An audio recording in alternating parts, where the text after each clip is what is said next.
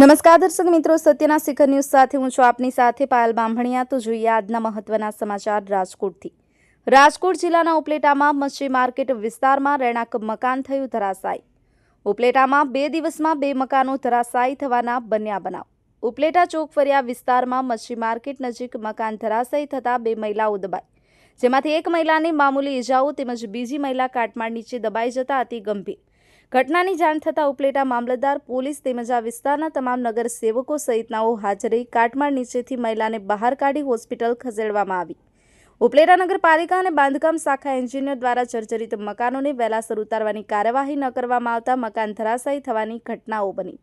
ઘટનાની જાણ થતાં તંત્ર તુરંત સ્થળ પર આવી કાટમાળ ખસેડવાની કામગીરી હાથ ધરી।